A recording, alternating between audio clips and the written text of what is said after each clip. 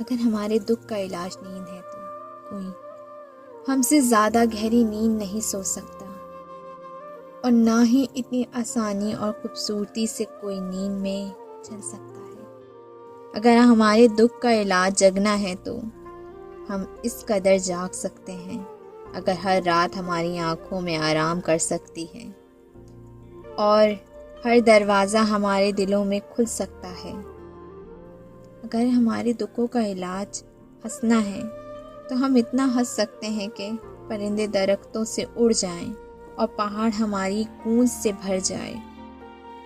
ہم اتنا ہنس سکتے ہیں کہ کوئی مسخرہ یا پاگل اس کو تصور تک نہیں کر سکتا۔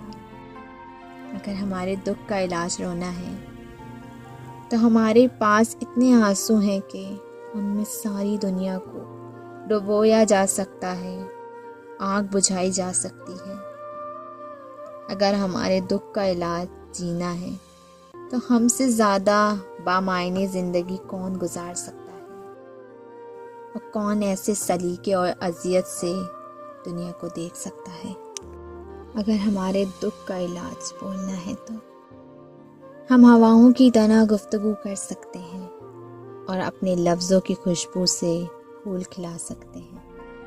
اور اگر تم کہتے ہو ہمارے دکھوں کا علاج کہیں نہیں ہے تو ہم چپ رہ سکتے ہیں، قبروں سے بھی زیادہ چپ، قبروں سے بھی زیادہ چپ۔